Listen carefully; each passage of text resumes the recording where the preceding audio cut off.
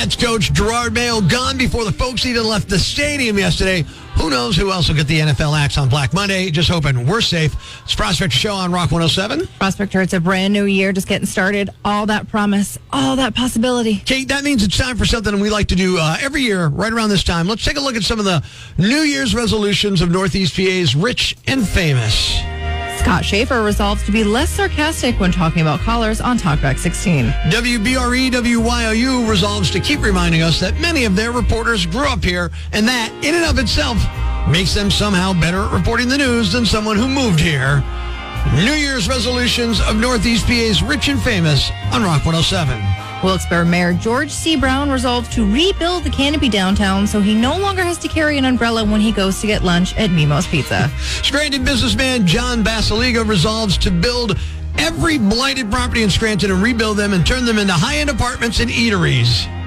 New Year's resolutions of Northeast PA's rich and famous on Rock 107. One-time casino owner and junkyard owner Louis Denables will finally get rid of the smell of the dump in Dunmore by resolving to no longer eat broccoli and cheese egg sandwiches. Ugh. And one last one comes from me, Mr. Anger, Rock 107's Prospector. I resolve to help this great nation heal in 2025. News that's already broken. It's time for Prospector's Briefs on Rock 107. Meta is adding AI-generated characters with their own profiles to Facebook and Instagram. Great. Now how will we know when we're getting offered money by a real Nigerian prince? The house from Breaking Bad is on the market for $4 million. Appraisers say the house is only worth about $400,000, but it's what's under the floorboards that's worth a lot more. Cleveland head coach Kevin Stefanski says the 3-14 Browns can be a playoff contender next year, making a strong case for coaches to also be included in concussion protocol. Prospector ruins everything, even the news. Tune in tomorrow for Prospector's Briefs on Rock 107. You know the proper way to handle this, right? It's Prospector Show on Rock 107, and we just finished with Christmas, and I'm sure someone you know tried to give you this gift.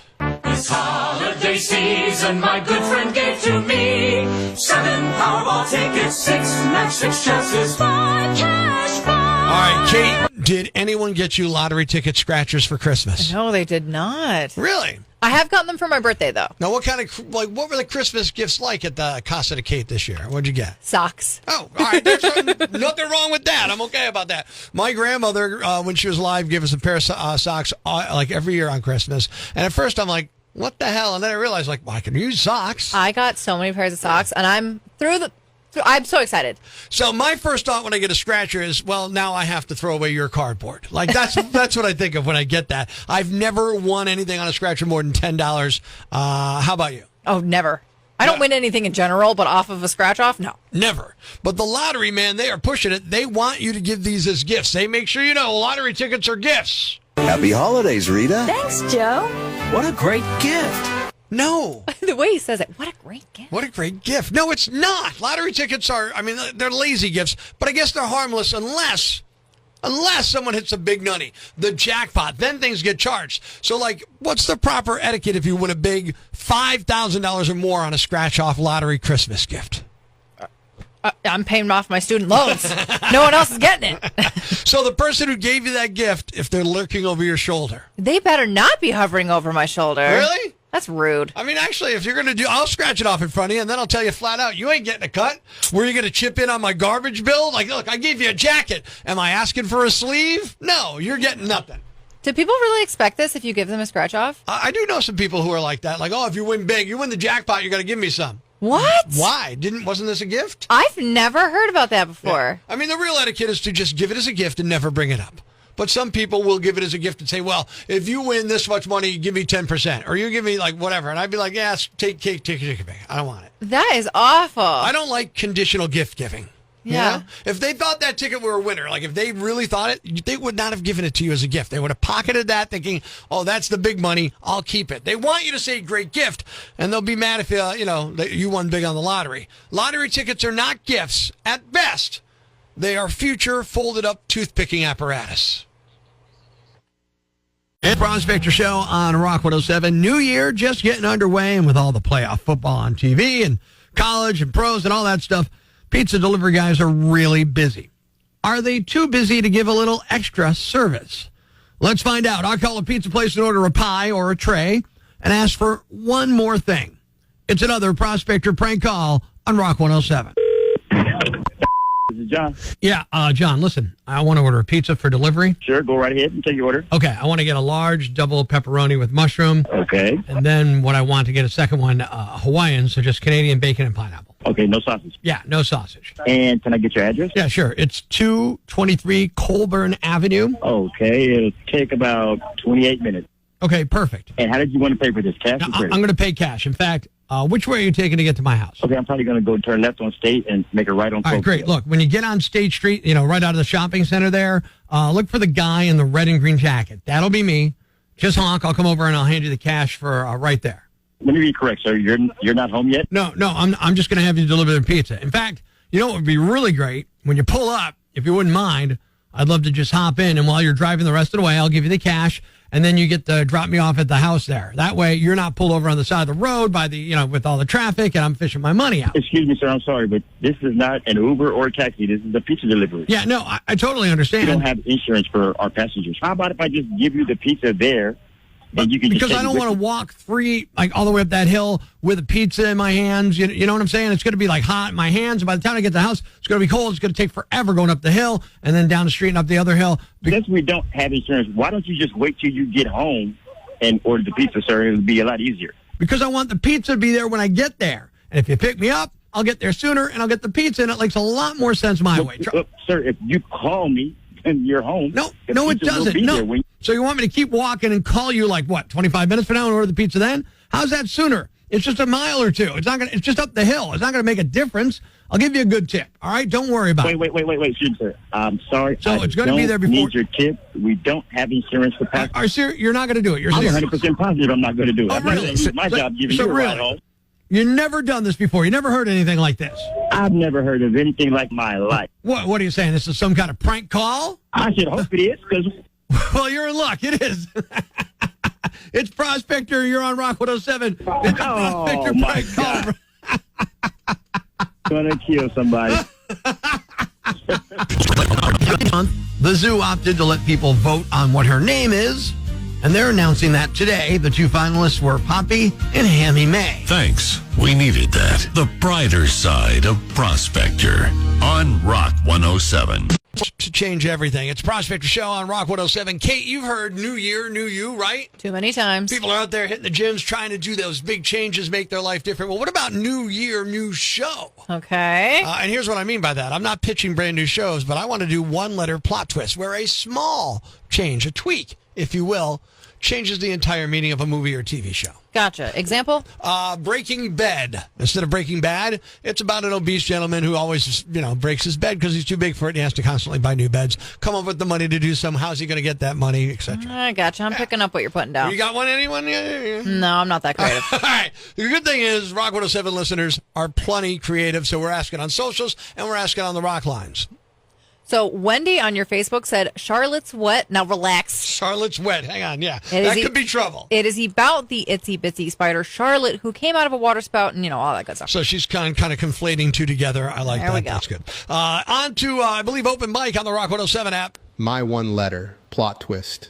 Friends becomes fiends. And it's about a group of 6 wicked people being the worst they could be. Got one on the rock lines. One letter plot twist. Plot twist. How about the pukes of Hazard? You got a plot? I mean, I know the plot, but do you got a plot? The plot?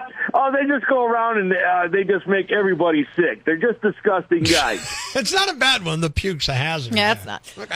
Darcel on your Twitter said, Dawson's Creed. Now it's Dawson's journey to priesthood instead of a sexual awakening in a small town. Okay, I like that one. Text it in on the rock lines, 1-888-ROCK 107. Melissa says Ricky instead of Rocky, and it's about a guy who calls people with prank calls. Oh, I think I know that guy. I think she's using me on that one there. All right, that's fine. I know that guy. Okay. Ryan from your Instagram said, Pork and Mindy. Mindy struggles in the adult film industry until she meets Pork from Ork, who teaches her new tricks and helps her land a contract gig at a Vivid Films. Pork and Mindy.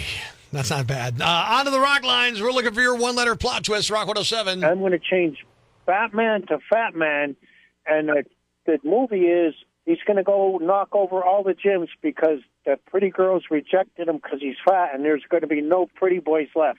And everyone's just going to go to donut shops and get fat, and there's going to be no pretty boys. I might be working on Fat Man already. For this my season. Goodness. Donna from your Facebook said the Tardy Boys, two brothers Frank and Joe, try to figure out the truth as to why they're always late for everything. I like that one. And Brenda from your Instagram said Mellowstone instead of Yellowstone. Everyone sits around and gets high all day. No worries, man. No worries, man. We're checking in. Brian, I believe, from Schaefertown here on the Rock Lines. Your one-letter plot twist. Hi. Instead of cheers, how about jeers? Instead of a bunch of patrons at a bar, you got a bunch of super fans that are trash-talking the opposing team. Glenn from Sweet Valley on the Rock Lines on Rock 107. Magnum PU. All right, give me the plot. Well, it's just a guy with a thick mustache that stinks. That's all? I mean, how much easier can it get? It's so simple. I'm not very good at this. One-letter plot twist. Benjamin from your Facebook said Top Gun becomes Top Pun. Maverick and Goose go up against the best comics in the world to see who gets the best puns. World of misdeeds. Nominee number 1. There's no quicker way to be added to the naughty list than stealing a car and having Santa catch you in the act.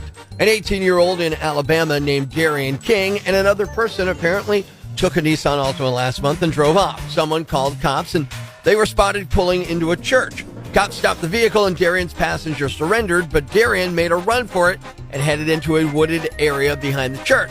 And for some reason, Santa was hanging out in those woods. Not the actual Santa. This one was a retired deputy in a Santa suit. Pretty convenient, I'd say. He was volunteering for an event at the church. The deputy saw Darian trying to sneak back towards the church and blend in with the crowd. He was able to catch up to him and detain him till the cops arrived. Darian was charged with receiving property and attempting to elude a police officer. The passenger was released. Nominee number 2. There's nothing like the good vibes of carjacking. A 46-year-old man in Miami named Hassan Rican carjacked an Amazon delivery truck. Police say he hit the driver in the face and then drove away with the truck. That may sound violent, but when cops tracked Hassan down, he was wearing a red shirt that read "Good Vibes Only" in bubbly lettering. He also had a tattoo of a sunflower on his chest. He's facing charges for robbery, carjacking, and battery. An Amazon spokesperson says no packages were stolen. And the winner is the man who stole an Amazon truck while wearing a Good Vibes Only t-shirt. I hope those good vibes stick with you as you roll through the criminal justice system. You're the Yam Bag of the Day, and we'll move on to Friday's Yam Bag of the Week competition. Keep it here for all the nominees for Prospector's Yam Bag of the Day, weekday mornings on Rock 107.